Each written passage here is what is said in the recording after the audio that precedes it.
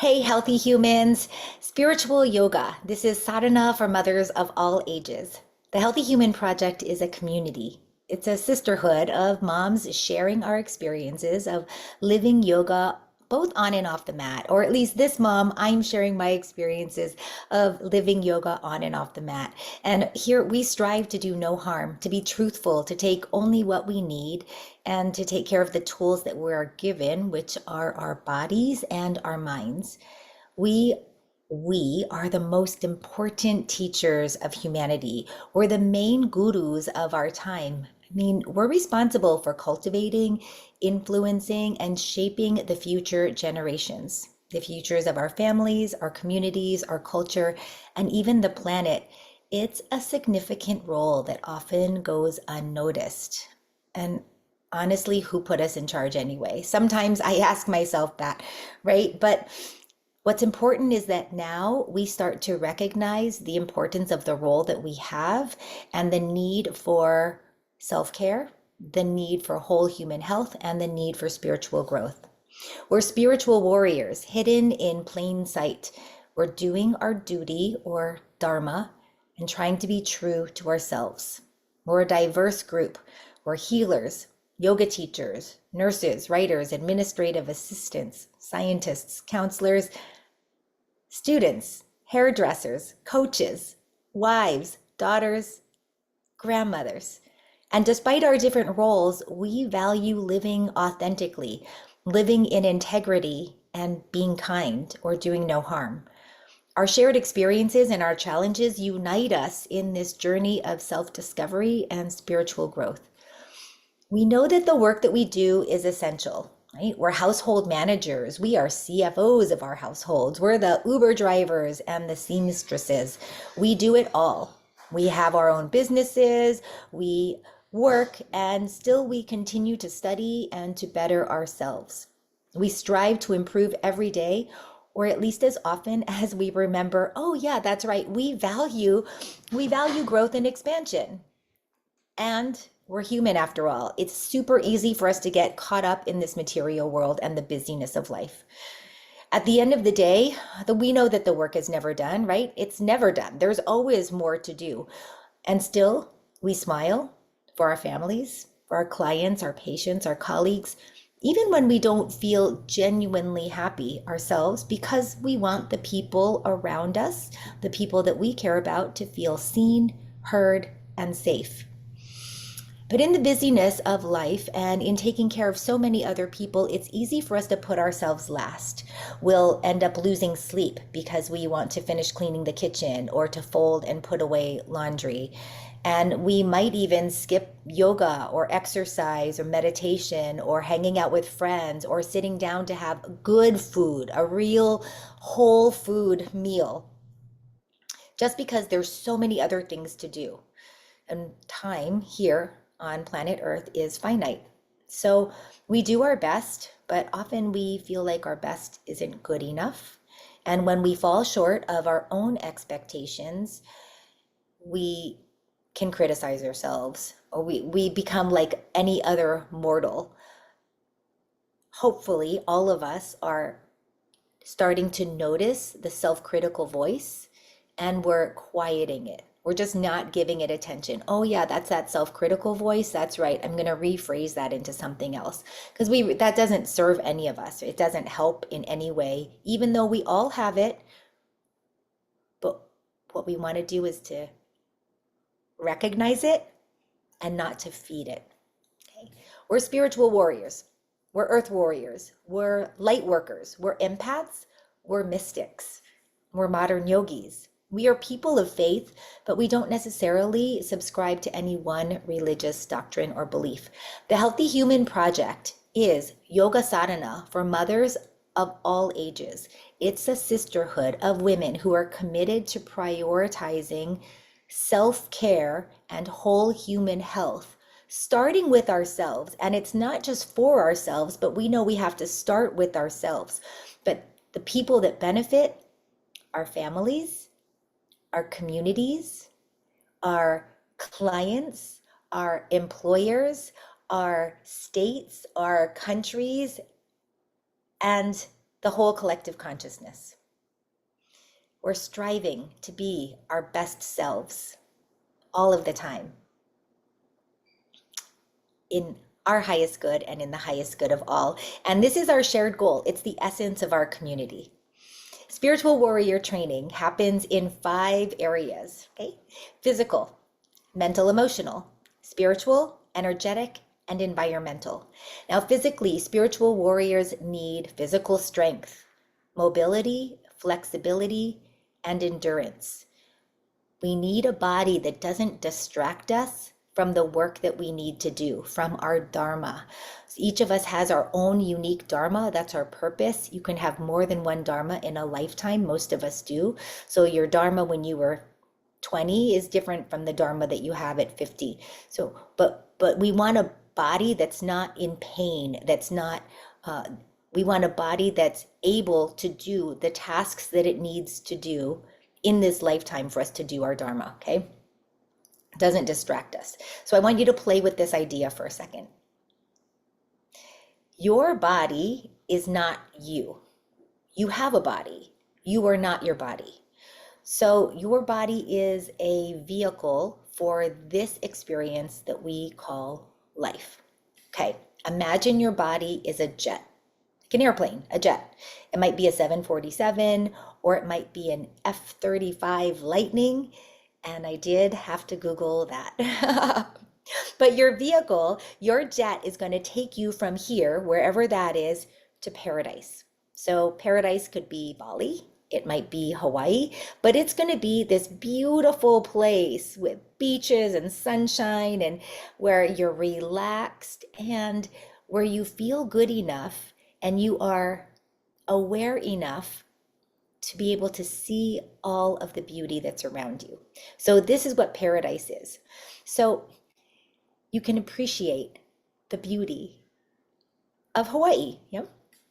So if you have this jet, it's yours, it's your responsibility. You would take care of it. You would give it proper maintenance. You would get it a pilot. You would have a mechanic. You would have good fuel.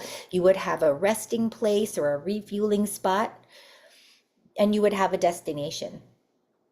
You're going to make sure that this jet gets you to Hawaii and back, right? Not just once, but over and over and over and over and over again for many, many years. So just start to think of your body that way. And the next time you want to be critical or you want to say something that, oh, I was, because it's natural. We all compare ourselves. But as yogis, we are rising above that and we're looking at our body as our own unique jet for this lifetime. And we are going to do everything that we can to make sure it runs really efficiently, okay, and for a long time. Now you also have a conscious mind. Like the pilot of the plane, the conscious mind is called the chitta. So picture in the pilot seat, okay, this little thing called a chitta. And at first the pilot is like a puppy. It gets excited about everything it sees. You could even picture like a little puppy in the pilot seat going, and a squirrel runs by and it goes, whoa, that looks so good. And a leaf flies by and it goes, oh, let me chase that. Anything shiny flies by. Oh, I want that. It gets so excited. It chases after all of these things. It doesn't know how to sit and be still. Stimulus, reaction, stimulus, reaction. Either, and the reactions are pretty strong, right? It's either desire, want it, or it's repelled, or I could care less. That's what our mind does. It chases after all of this stuff. The mind needs to be trained in the same way that a puppy needs to be trained to sit and stay. The mind is the exact same thing. The yogis have described the mind as the chitta as a glassy lake. So you picture this undisturbed body of water, a lake with no ripples on it. It's just smooth glass. There is no wind. There is nothing there. As soon as a leaf falls on it, ripples form and the ripples continue all the way out until the end of the lake. They keep going and going and going. A pine cone drops in. The ripples form. Some ripples are bigger than others, and some ripples are small, but they're all ripples. These are called the chitta vrittis, and they're tornadoes of thoughts. So what happens is, because the thoughts come in these big tornadoes, they can be all consuming, and we start to believe, many people believe that they're powerless over their thoughts. There's so many people that tell me, oh, I can't meditate. My mind doesn't do that. Well, yeah, of course. And it doesn't matter. Many people over 70. Oh no, I can't do that because I can't, my mind, I can't sit and be still. There's just too much going on.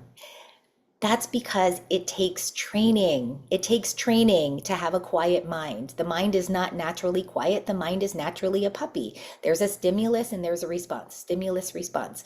So instead, what we do as yoga practitioners is we understand that we're like puppies. The mind is like a puppy. And so we are just going to train it, and we start small. Training, training, training. Usually that starts in our yoga practice or in a meditation practice. We're starting, we sit, we stay, we focus on the breath, because that is the way that we will choose liberation over the bondage of the thinking mind. We can become slaves to the thinking mind, and that leads to anxiety, depression, narcissism, even. Like everything becomes so about ourselves. We are in a self-centered world. It doesn't allow us the peace that we all need for us to do the work that we need to do. We have to have a certain level of peace. It doesn't have to be 24 hours in a day, but we might start with 5 minutes a day, where you're adding, we're growing the peacefulness that we can experience. So just remember, it's a skill, and we just have to practice it. That's it, okay?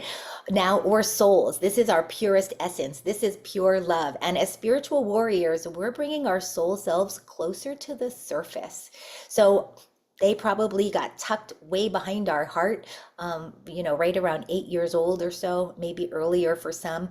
And then we lost track of this pure essence part of ourselves that is in connection with everything else that exists. So what we do as yogis is we schedule and we dedicate time to resonate with this beautiful part of ourselves. Okay, we remove the veil, or we're decreasing the veil between consciousness and the body, between spirit and material, between Purusha and Prakriti, between heaven and earth. We do our best to live in both worlds. We kind of go back and forth, spirit and material, spirit and material. But we live in the material world. We just have to remember that we're spiritual beings. But there is kind of this feeling of walking on a tightrope, or it might be like walking up high on a landing. And, on each side, you have spirit world, you have material world. So we're just starting to identify the times that we go into autopilot. When we go into autopilot, that's when the unconscious mind is taken over. That's the programming that most of us we had up until we were 7 years old. So from the time we were born until we were 7, we've been programmed to believe what we believe about the world that we live in and our relationship in the world. So we just have to understand those are programs. That's not truth, and that's not permanent. Okay. Now, we also have an energetic self. This is the layer of our self that extends beyond the physical body. And you might not see that. Some people see colors. They see colors around people. We call that the aura.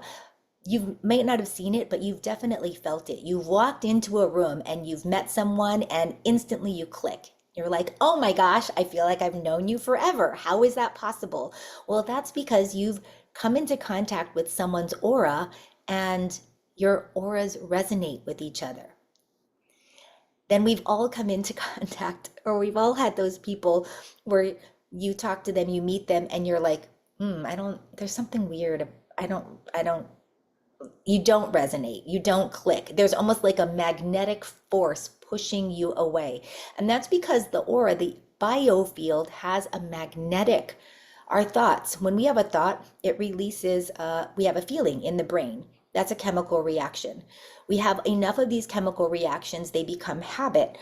Once we have the habit, that creates our state of being. The state of being creates an energetic, a magnetic vibration, or a magnetic push pull, and that's our aura that we feel when we come into contact with other people, which is why sometimes we're repelled, and it's why sometimes we're attracted to them. I mean, play around with some magnets. And if you play around just with magnets, pushing them up against each other and feeling the repulsion, how close you can get without going to, you'll go, oh, I know this feeling. That's exactly what energy feels like. That is the feeling of aura. Okay, so we all understand what that feeling is like because we've all had people that we either really love and click with or that we really don't love and click with. But what's important is that we start to respect and understand that we are energetic beings and that our energy is actually a really important part of who we are, and our energy, that our state of being is created by our thoughts. So we start to pay attention to what we're thinking, because if we have 60 to 80,000 thoughts a day and 90% of those are repeated and negative and repeated over and over, they're just on a loop. They just keep going and going and going. That's the thinking mind that does what it's supposed to be doing. But we want to be aware of those unconscious thoughts, because those thoughts create our realities. They create the world we're living in because they create how we see and experience the world. They create, I call it POV, or perspective. It's a point of view, but they create the filter with how we see the world. Okay, now let's also talk about environment, because we're not, that was two double negatives. I'm not going to say we're not. We are products of our environment. From the time that we were born, we have been, everything that we are today is a product of what we were born with, the genetic DNA that we had, and the experiences of us interacting with things in our environment, from our caregivers to our siblings to our teachers to our dogs to the floor to the chair you sit on to the foods we eat. Everything is a product of the experiences that we have. We're not separate from our environment. So the air that we breathe, the water that we drink, the TV shows and the social media, the things that you watch, the things that you feed yourselves, news, I've said this before, news. Yes, we want to know some things, but when it comes to watching news, try to read a newspaper, get it from somewhere else. I mean, take a day, take a week, take 6 months off of the news, because the news is feeding you what it needs to feed you in order to sell itself. If it bleeds, it leads. That's the phrase used in the newsrooms. If it bleeds, it leads. The bloodier, the scarier, the more violent, the more bothering, the more disturbing. That's what the headlines are made.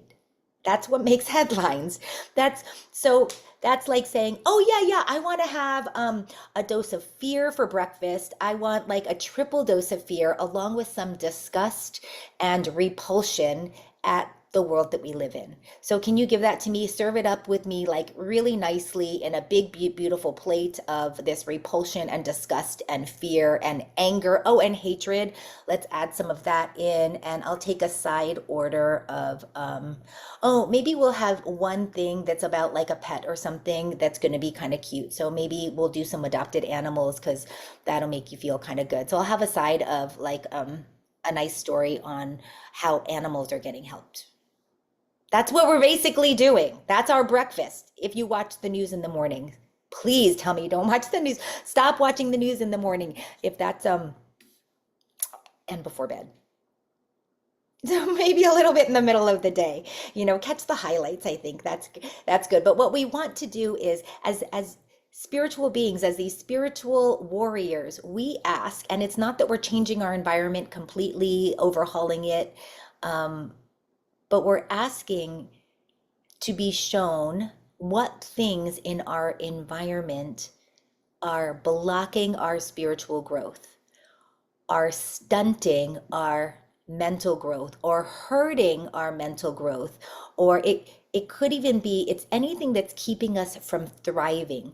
And we're going to talk about all the things in the environment, from mold to water to clutter. I mean, there's all kinds of things, to pollution.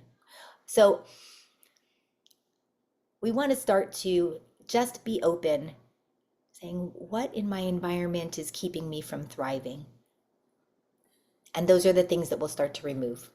Okay. Sadhana means practice for a spiritual goal. And our goal here is to become fully integrated. That's whole human health, fully integrated, body, mind, and spirit, all together, connected, communicating with each other. And by integrated, according to the Healthy Human Project, this is the body, the mind, the spirit, as well as the biofield, because that will come in, the aura, the energy will all be in alignment, and we'll talk about that. How to get into alignment, as well as our environment, living in an environment that wakes us up, that helps us to wake up, that supports our spiritual growth.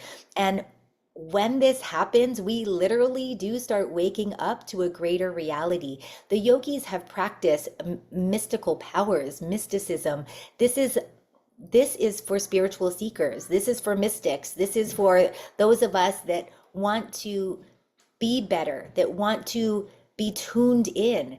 And tuned in, well, we'll get to that part. But this right now, we're just starting with getting physically healthy. That's our focus for this month. So all of July, schedule 15 minutes a day to do your 15-minute spiritual yoga boot camp, because spiritual warrior boot camp. And it's just going to be 15 minutes. So we're going to get physically strong. We'll get tuned into our breath. We'll have our body and our mind in the same place at the same time. That's really important. That's one of the first steps that we can do. Body, mind, same place, together, focused on the same thing. Even if it's just for 15 minutes, 15 minutes is pretty great, right? So it's whole human health, integrated body, mind, spirit, energy, environment.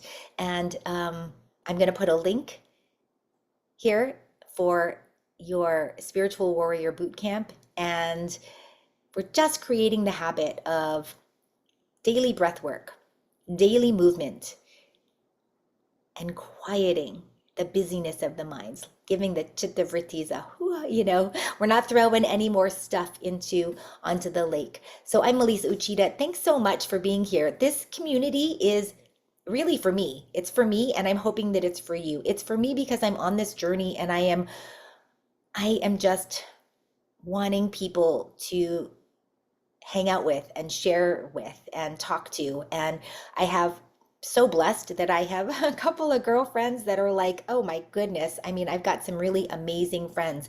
Some have been friends for 10 or 15 years. Others have been friends with for 30 years. Some I've been friends with for 50 years.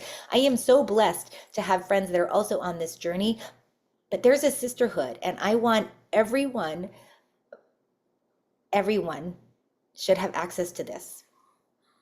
Everyone should have access to yoga for their own physical, mental, and spiritual evolution. And I highly believe that it should not be something, it's $30 a class. It should not be something that only certain people have access to. So we are the teachers of the world, the changers of the world, and we're starting taking care of ourselves. So this is your responsibility. You take care of yourself. We'll talk a lot about parenting. We'll talk a lot about working with parents. Many of us have older, I'll just say older parents, and the relationships that we have with our mothers and our daughters. And it's going to be so fun. I really thank you for being here. I am hoping that you get so much, that we as a community grow together, we thrive together, and we care about the next generation, that we start to raise the next generation with this idea of, okay, how are we going to leave the earth? How are we leaving the planet? What are the experiences that we want to have and that we want them to have? What are our values? And getting super clear about what our values are, what our priorities are, and how to live that way according to our highest truth. Thank you so much, and until I see you next time.